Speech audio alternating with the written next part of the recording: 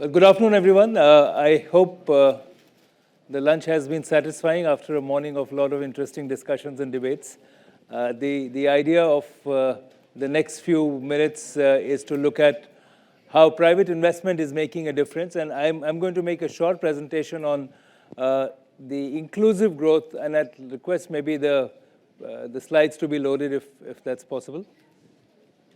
Perfect. So I hope you can see this. I think it's a bit light, but the idea is to talk about not just what's happening in India. I'm going to step back a little bit and look at what is the change which is happening in the world. So while we're talking about India and the new world, one of the things I'm going to say and add to Amit and Richard's point is it's not just about new India, and it's also about the new world which we're seeing. And I'm going to refer to the fifth industrial revolution for a couple of minutes and then move into what India is playing a role within that.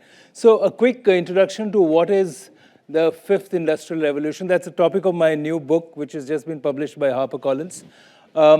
What is the fifth industrial revolution? It's really about a more caring, kinder, considerate fourth industrial revolution.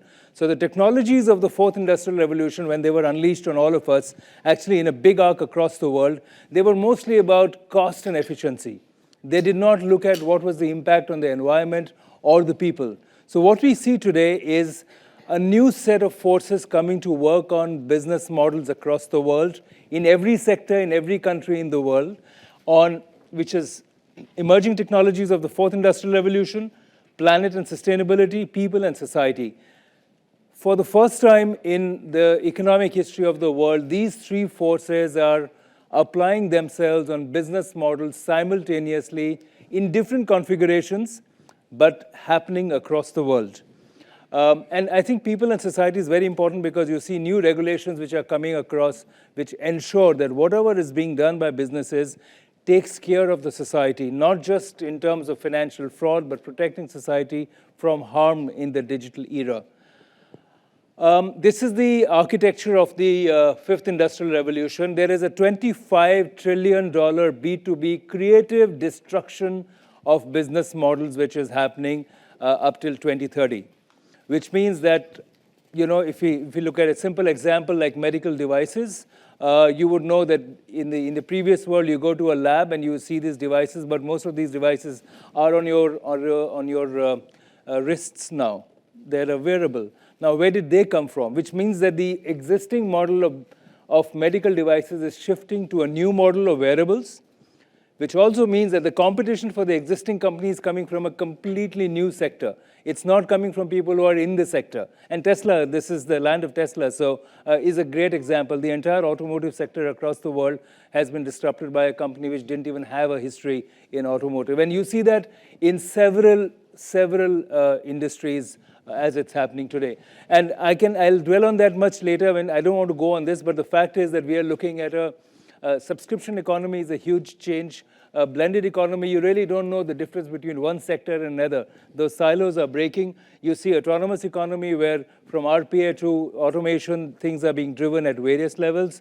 A caring economy is really what we're going to focus on, but the foundation is about the talent economy because it's about the people who are going to be impacted by this. But this is the global framework of shift that we are seeing right now. Caring economy, and this is where I'll get into the India inclusive growth story, is about people and planet, not just profits.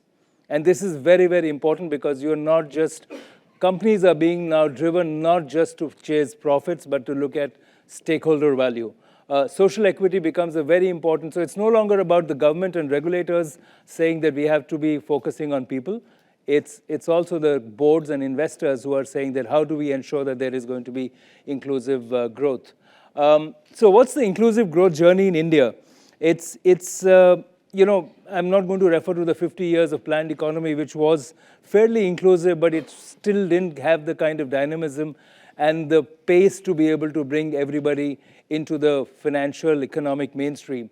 We, of course, had things like the corporate social responsibility law, which kind of forced companies to spend 2% of their money on people. But that hasn't really been as impactful as it should have been.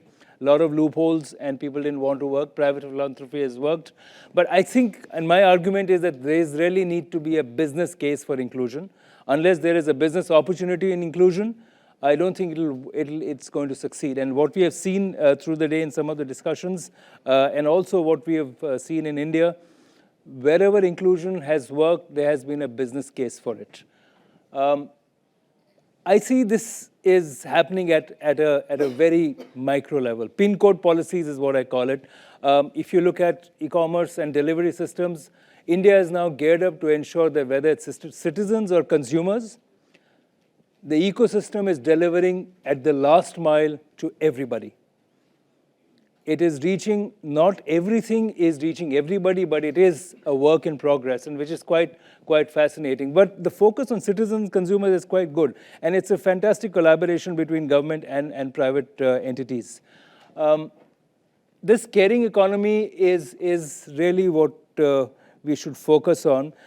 I know there's been a lot of discussion about job creation, but honestly, I don't think even if we make millions of more jobs, it's not enough for the number of people that we have in our economy and in our society. So we have to start thinking about livelihood creation rather than just jobs. Jobs will be created, but livelihood is what is important. It's an economic way of saying, we need to have more people in the gig economy, for example, right? But the fact is, how do you ensure that there are more people who have opportunity to create their own livelihood as perhaps entrepreneurs or partners in a very rapidly changing thing? But that's where it happens, that informal is going to be the new formal, because that's going to be the focus for all of us. So, we have to move from job security to financial and social security, which is where the change in regulation and policy making and private sector's focus has to move into. I think I'm going to end on this, and I'm going to now request our panel to come and join. But I'll close on the point that if you look at the focus of Fifth Industrial Revolution, technology, environment, and social equity will be playing a role in the next few years, and that's also creating a $25 trillion opportunity of businesses for new investments. Thank you so much.